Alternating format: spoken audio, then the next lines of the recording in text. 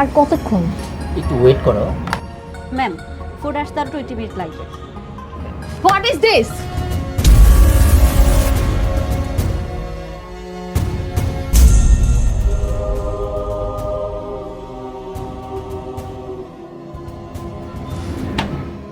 Ma'am, আপনি আমার গায়েগুলো মারলেন কেন? এই মেই, তোর সাহস হয় কি করে? হ্যাঁ, তোর মতো একজন সামান্য ওয়েটার আমাকে জিজ্ঞাসা করতেছিস যে আমি তোর গায়ে জুস কেন মারছি?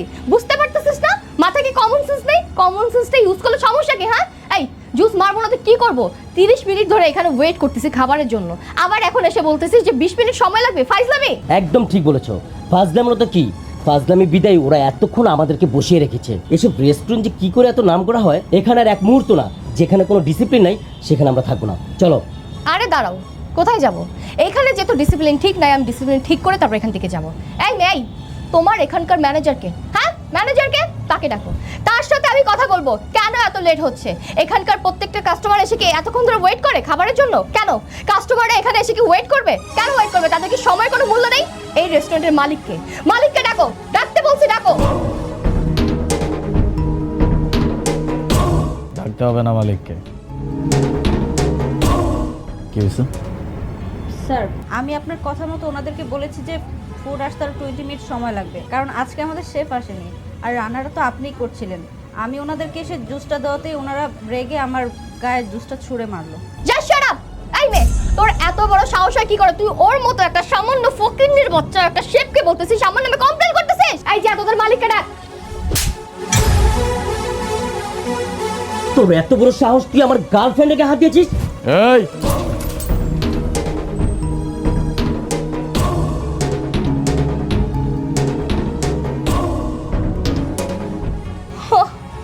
ও আচ্ছা, তাই বলি এরকম একটা সস্তার 2 টাকার শেপের এত দাম কিসের, এত দাম কিসের? এই তুই আমার গায়ে হাত তুলছস না? হ্যাঁ, ইচ্ছা করে হাত তুলছস? এই তোর সমস্যা কি?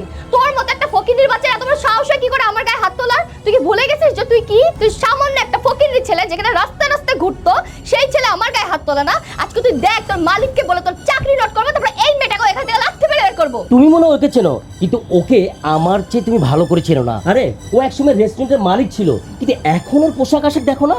আরে ওকে আমি চিনবো না? ওকে আমার থেকে ভালো আর কেউ চেনে নাকি? ওকে তো আমি খুব ভালো করে চিনি, কারণ ও আমার এক্স বয়ফ্রেন্ড ছিল। ওকে না আমার এক্স বয়ফ্রেন্ড বলতেও লজ্জা লাগতেছে। আশেপাশের লোকজন যদি শোনে তাহলে হাসাহাসি করবে যে ওর মতো একটা 2 টাকার শেপ কিনা আমার এক্স বয়ফ্রেন্ড ছিল। যাই হোক, মানে কলেজ লাইফে ভালোবেসে ফেলছিলাম, মেয়েরা একটু একটু ভুল করে না, ওরকম ভুল আমিও করছিলাম। ও তো একটা ফকিন্নির বাচ্চা, ও ঠিক মতো চলতে পারতো না, খেতে পারতো না, আর এখন বলতেছে ও নাকি এই রেস্টুরেন্টের মালিক। এই আমাকে দেখে ভাব দেখাইতেছস না? হ্যাঁ, পাট দেখাইতেছস? শোন, পকেটে 2 টাকা না থাকলে না ভাব পাট দেখা কোনো লাভ হয় না। এই যে দেখতেছিস, ও হচ্ছে আমার বয়ফ্রেন্ড, ওকে আমি সামনে বিয়ে করব। ও কোটি কোটি টাকার মালিক। কোথায় তুই আর কোথায় ও? ওর পায়ের যোগ্য হতে পারবি, আর জুতা পরিষ্কার করার মতো যোগ্যতা তোর নাই। আরে ম্যাডাম, আপনি কাকে কি বলছেন? উনি হচ্ছে আলিফ সাহেব, এই রেস্টুরেন্টের মালিক। আর এরকম আরো ঢাকা শহরে 10-20টা রেস্টুরেন্ট ওনার আরো আছে। আমি কথা বলছি মিস সুমাইয়া আর মিস্টার রানা। এতক্ষণ যাবত অনেক কথা বলছেন আমাকে, আমি কিচ্ছু বলি নাই। ইচ্ছাকৃত চুপ করেছিলাম, কারণ মূর্খদের সাথে তর্কে জড়াইতে নাই। কিন্তু এতক্ষণ যাবত এত কথা বলার পরেও আপনারা কোনোভাবেই ক্ষান্ত হচ্ছেন না, যা ইচ্ছা তাই বলেই যাচ্ছেন। মিস্টার রানা কোটিপতি, হ্যাঁ কোটিপতি, যে কিনা আমার রেস্টুরেন্টে একজন ওয়েটারের চাকরি করত।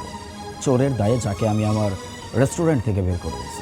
মানে সে আমার সামনে দাঁড়িয়ে বড় বড় কথা বলতেছে। আরে যে মিস সুমাইয়া, আমার এক্স গার্লফ্রেন্ড, যার কিনা এই পরিচয়টা দিতেও নাকি এখন লজ্জা লাগে যে আমি তার এক্স ছিলাম। হ্যাঁ, ফর ইউর কাইন্ড ইনফরমেশন, এই যে উনি যা কিছু বলছে সব কিছু সত্যি কথা বলছে।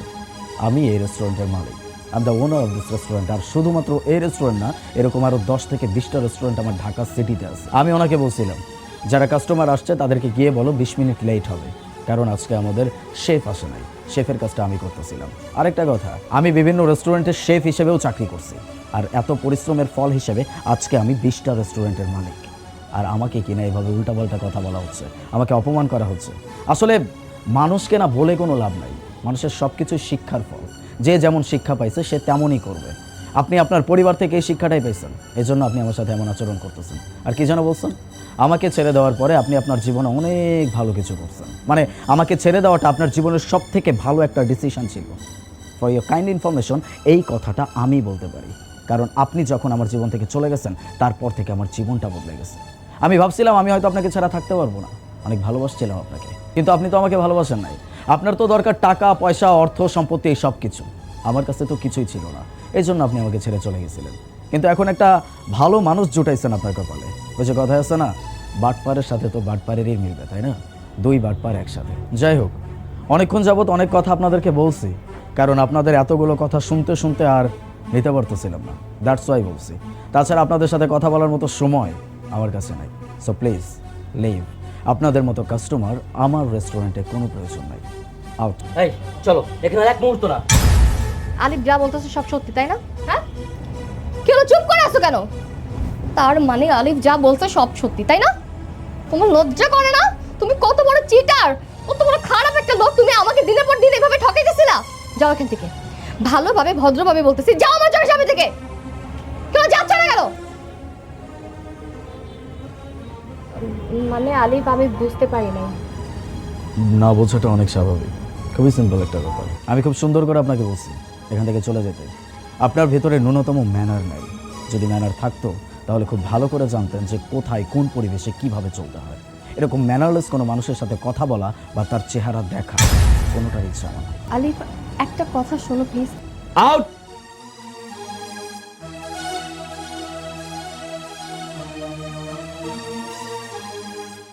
মিসি ভাব, আপনি যান, গিয়ে ফ্রেশ হয়ে চেঞ্জ করুন।